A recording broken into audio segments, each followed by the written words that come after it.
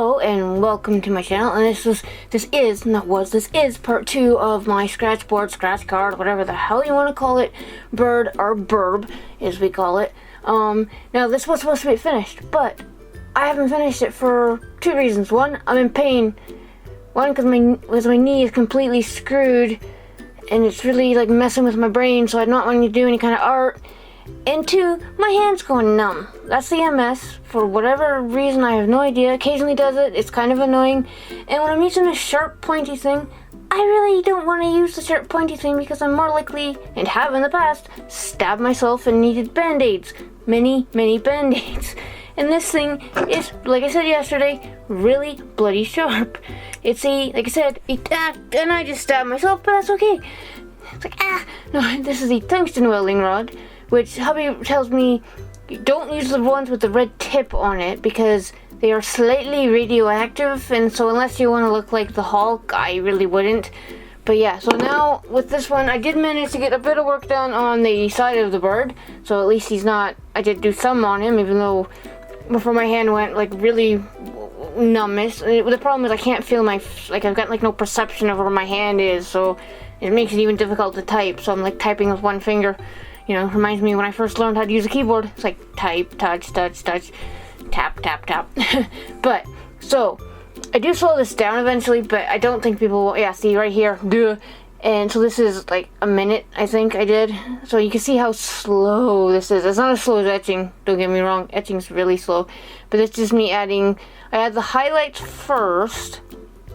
And then I'm slurring because I'm missing a tooth, and because of the whole coronavirus crap, all the dentists are closed, and it's not a broken tooth, it's a cap that keeps falling out. But anyway, and that just beeped as a message for a comment I left on another YouTube video. Anyway, back to the slowed down version. So yeah, as I was saying, that I add the highlights first when I do this. Even when I do etchings, I do that, so it really is not much different. I just have to make sure I leave enough darks on this because it's the opposite with etching where you, like I said, fill in the lines.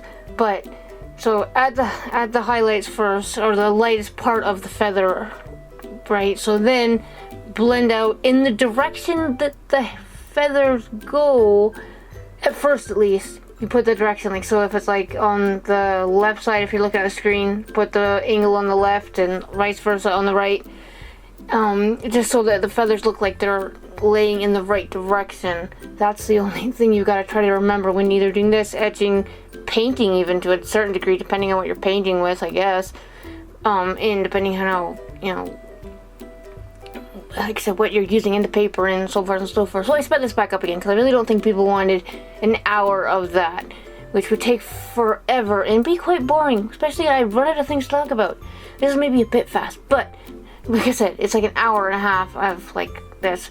But so I added a bit more. I didn't completely add all, make it as light as it should be. It's close, but not 100%, because when I get more of it done in the black, that's not completely black, the dark part of the bird, I don't want it to be too light, even though it is quite light, because the light is coming from what would be, if you're looking at the screen, from behind to the side of the bird's left, probably because the sun, it was about, what, noon?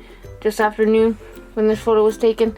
Was this one I was holding? I don't think I was holding this one at the time, I think. No, I don't think so. I think it was just random tied up, you know, this Jessie's to its perch and whatever like that, because they had a bunch of them laid out on the grass, so you could take photos if you could see, or if you book an appointment to see the birds, you know, you could hold them and stuff like that. They didn't just let random people come in there and like, great, let's grab this bird and hold it. You know, then some child would probably lose an eye. Actually, it's just a child, an adult would lose an eye too. But even though you probably could get bit and lose an eye anyway, because they're pretty, you know, when you look at the claws on their beak, you're like, okay, don't bite me. It's bad enough when a parrot does it, you know. But so yeah, I did, like I said, it did work. I forgot to mention that I did finish, well, not finish completely, but about 90% of the head. Obviously, that eye on the right is not finished. I didn't want to work anymore on that in case I made it too late for the rest of the body, because that side of the bird is in shadow normally. in the photo. I mean, I could have changed the lighting, but I didn't like to, and I like the photo enough, even though I have lots of photos of this bird that I want to turn to etchings and paintings and stuff when I find some time and get some more paper. Once again, I gotta start muting this thing anyway. Duh, everything's going off at once. If it's not my phone, it's the computer. But this is its finish, and like I said, I wanted to get done, but I couldn't, and I'm going to include a close-up, which I will put now, hopefully. And so this is the head, yeah, it's the head, so you can see the lines. I need to add a bit of more shading, as usual, but I don't like adding too much shading, because you can't, even with etching, you can't fix it if you add too much shading. Oh, actually, no, with etching you can, sort of, if you use, like, compound polish, like, for scratches. Anyway, that's completely off topic. So yeah, tomorrow hopefully I get this finished and my hand is not done being numb. So yeah, come back tomorrow please and see part, well, I guess it's now part 3 of this, which wasn't supposed to be a 3-parter, but you know, shit happens.